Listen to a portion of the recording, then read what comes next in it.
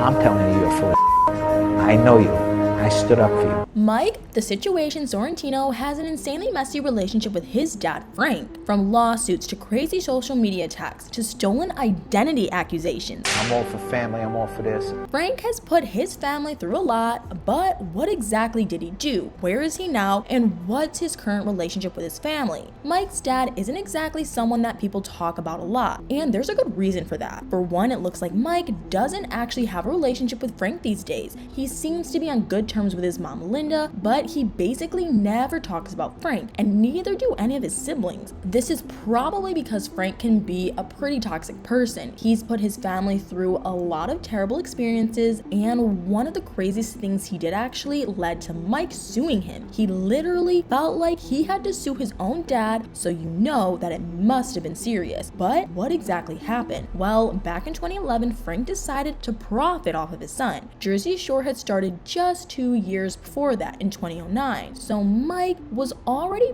pretty well known by then, and Frank clearly saw his son's fame as an opportunity for him to make some money. Allegedly, he first tried asking Mike for some financial help, but for one reason or another, Mike supposedly refused. At least that's what Frank claimed. Usually when you ask someone for a favor and they say no, you just move on, even if you are a little hurt. But that's not what Frank did. He decided that he would get money from Mike one way or another. What he did was unbelievable. He published a YouTube video in which he talked about Mike. He didn't just talk about his son, he attacked him and his character. Frank accused Mike of ignoring him and refusing to give him money. Apparently, he felt like he was owed that financial help. Frank then continued saying horrible things about his son. He cursed him out several times. Honestly, it was wild to watch. What kind of parent does this? If Mike really did refuse to help Frank financially, I can definitely see why. Frank doesn't exactly seem like the best dad out there, and who knows how he even asked Mike for help. I wouldn't be surprised if he just told him to pay him and never actually asked politely at all. The video that Frank published was really disturbing,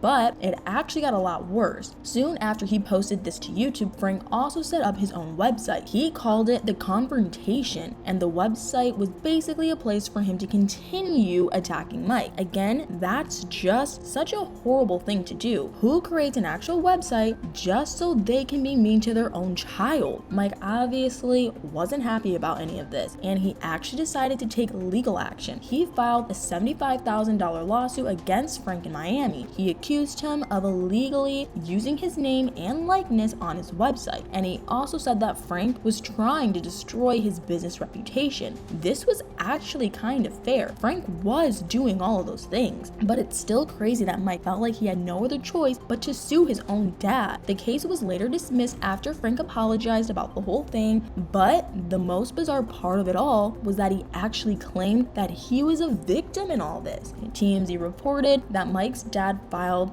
legal documents in which he said sorry. He and Mike then reached a settlement. Frank promised that he would stop using Mike's name and likeness as a way to make money. He didn't actually have to pay Mike as a part of the settlement, but that doesn't mean that there was no money involved. This is where the whole victim thing comes in. Frank said that he was actually not to blame for all this. Allegedly, he'd been exploited by a man named Robert Fletcher. Robert was Frank's publisher, and according to Frank, he was the one who came up with the idea for the videos and the website. Allegedly, Robert wanted to profit off of Mike and his family, so he convinced Frank to attack his son. Frank later admitted that he regretted ever getting involved with Robert. He said that he was sorry, and then he shut down the website and said that he was willing to testify against Robert. Robert actually ended up having to pay $5,000 as part of the settlement of Mike's lawsuit. While we don't know a ton about him, it does seem like he's a pretty shady person. Like I said, he was Frank's publisher, but according to the New York Post, the legal papers also stated that he actually had no experience in book publishing. Allegedly, he was more of a con artist who would rip off authors, but no matter how shady Robert is, that doesn't really excuse Frank's behavior. I mean, sure, he might have been manipulated by Robert to some extent, but at the end of the day, I feel like it would be hard to convince most parents to go against their child like that. Frank should have never considered hurting Mike like that, but he did. And even though he wasn't the only one to blame, I don't think he was actually just a victim in all this. If anyone was the real victim here, it was obviously Mike. The sad thing is that Frank most likely didn't learn anything from what happened, because 7 years later, he was accused of hurting another one of his kids. Mike has 3 siblings, his sister Melissa, his brother Mark, and another brother, Maximo. Maximo actually used to go by a different name. His original name was Frank. He was obviously named after his father, but he later decided to change his name to Maximo, and there was a pretty insane reason for that. In early 2018, Maximo accused Frank of identity theft. He alleged that for most of his life, Frank had been using his social security number. He would do this to get things like medical care and job. Maximo actually had some alleged evidence for all this. He showed the police a bunch of different documents, including medical bills and a rental agreement. At the time when this story came out, it was said that no one knew where Frank was. He couldn't actually be served, but either way, if this whole thing is true, that's just insane. That's honestly even worse than what Frank did to Mike, and I completely understand why Maximo would want to change his name. His lawyer said that they were doing this to prevent Frank from exploiting Maximo any further. Maximo was also going to get a new social security number. All of that makes sense,